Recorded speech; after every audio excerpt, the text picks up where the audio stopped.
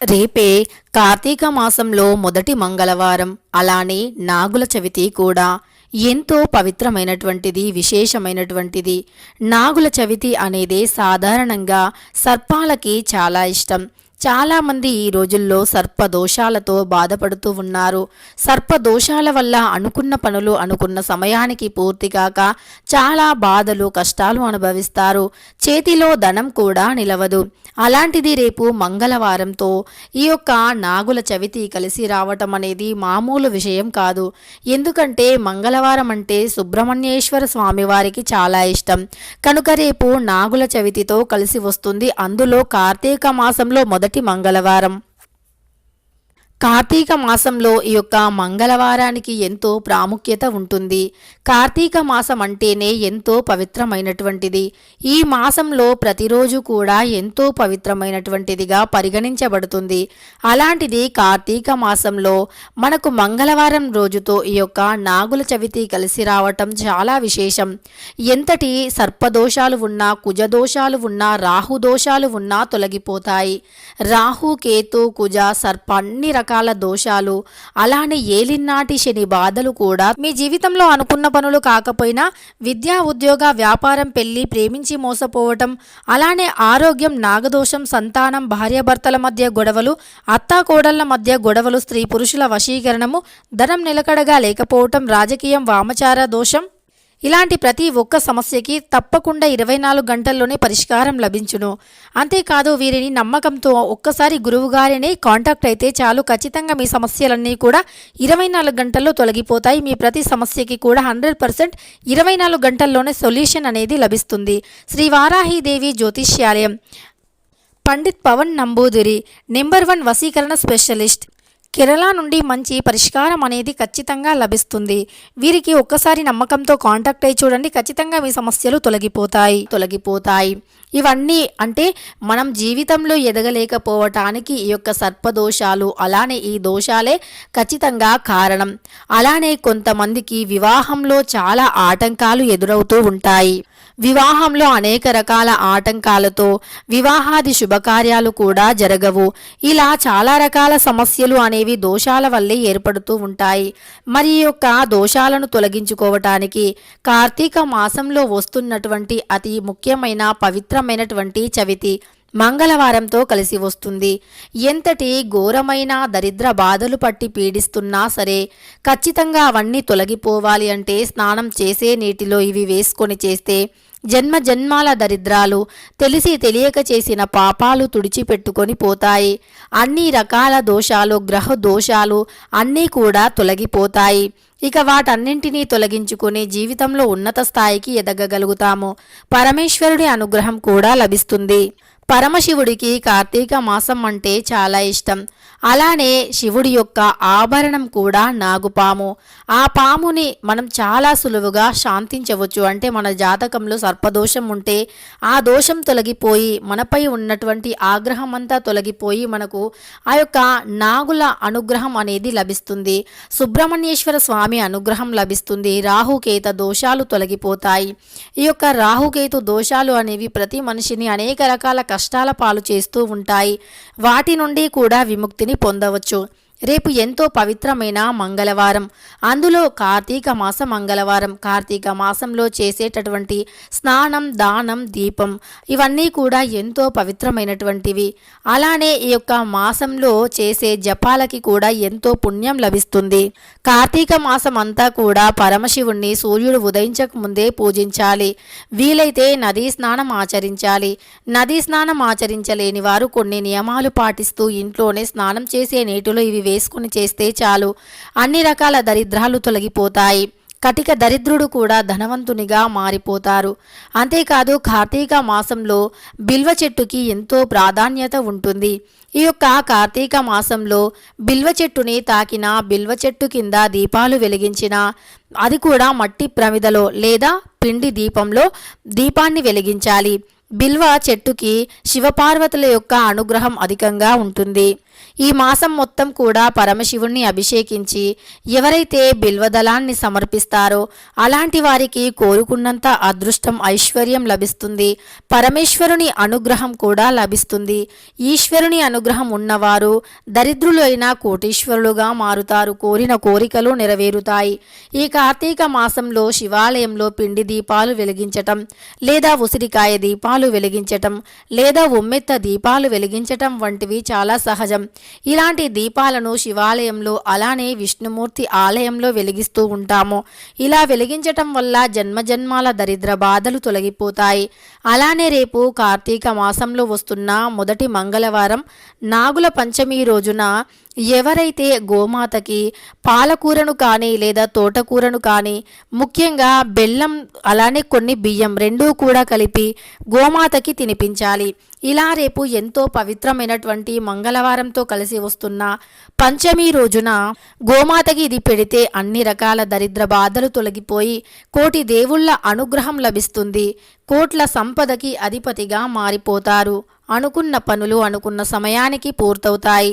ఈ కార్తీక మాసంలో వెన్నెల అధికంగా ఉంటుంది. వెన్నెల కాంతి అధికంగా ఉంటుంది. పరమశివుని అనుగ్రహం ప్రతి ఒక్కరిపైన ఉంటుంది. శివాన్ అంటే ఈ యొక్క మాసంలో ఓం నమ శివాయ అన్నా సరిపోతుంది. అన్ని రకాల దరిద్రాలు తొలగిపోతాయి. ప్రతి సోమ మంగళవారానికి ఈ మాసంలో చాలా ఎక్కువ ప్రాముఖ్యత ఉంటుంది.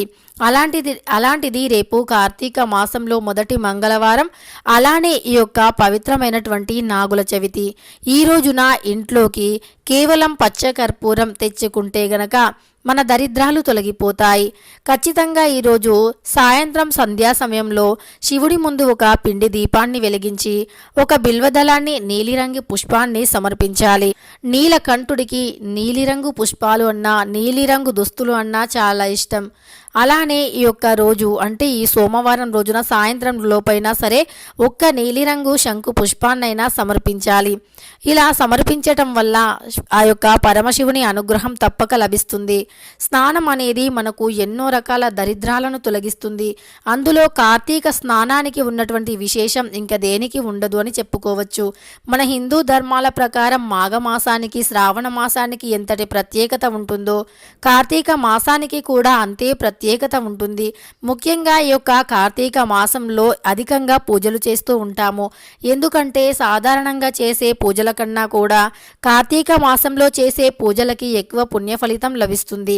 అంతేకాదు పరమశివుని అనుగ్రహం ఎల్లవేళలా మనపై ఉంటుంది. కనుక కార్తీక మాసంలో వెలిగించే దీపం, చేసే స్నానం, అలానే దానం, జపం ఎంతో పుణ్యాన్ని తెచ్చిపెడతాయి. ఈ కార్తీక మాసంలో తోచిన దానాన్ని, ధర్మాన్ని చేయటం వల్ల కోటి జన్మల పుణ్యం లభిస్తుంది. ఈ కార్తీక మాసంలో ఖచ్చితంగా మనకు తోచినది, మన దగ్గర ఉన్నది పేదవారికి దానంగా ఇవ్వాలి. ఇలా కార్తీక మాసంలో ఇవి దానం చేయటం వల్ల ఖచ్చితంగా ఉన్నత స్థాయికి ఎదగగలుగుతారు. మీ జీవితంలో ఉండే ప్రతి కష్టము తొలగిపోతుంది.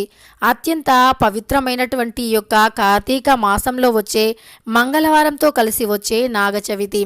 కనుక ఈ యొక్క నాగుల చవితి రోజున స్నానం చేసే నీటిలో ఇవి వేసుకుంటే అన్ని రకాల దరిద్రాలు తొలగిపోతాయి.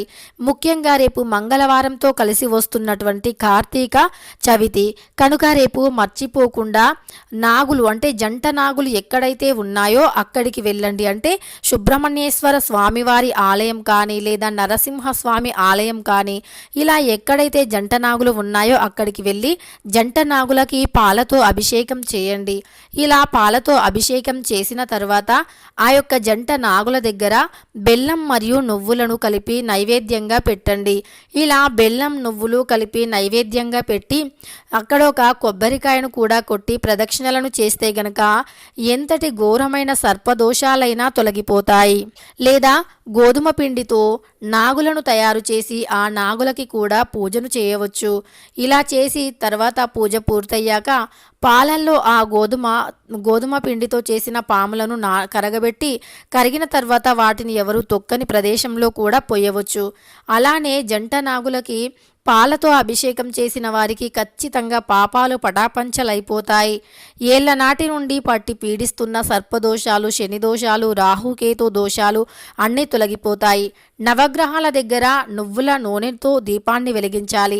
నల్ల నువ్వులను సమర్పించాలి. నవగ్రహాల చుట్టూ ప్రదక్షిణలను చేస్తూ శంశనార్చనాయ నమః అనుకుంటూ మంత్రాన్ని జపిస్తూ మరీ ప్రదక్షిణాలు చేయాలి. ఇలా చేస్తే ఖచ్చితంగా పాపాలన్నీ హరించుకుపోవటం ఖాయం. ముఖ్యంగా ఎంతటి ఘోరమైన సర్పదోషాలతో బాధపడుతున్నవారైనా ఆ యొక్క దరిద్ర దోషాలన్నీ ఖచ్చితంగా తొలగిపోతాయి.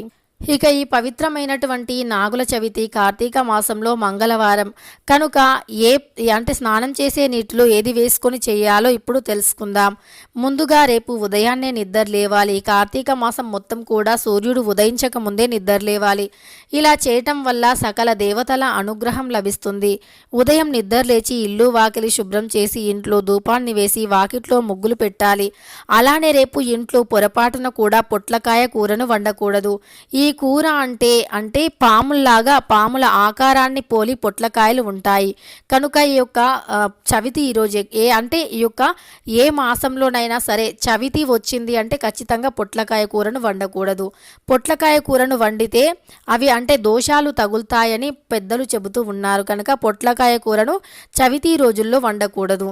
ఇక ఈ యొక్క నాగుల చవితి రోజు మంగళవారం రోజు ఎట్టి పరిస్థితుల్లో పొట్లకాయ కూరను వండకూడదు, తినకూడదు. కాదని వండినా తిన్నా కష్టాలు తప్పవు. ఇక మాంసాహారాన్ని కూడా వండకూడదు.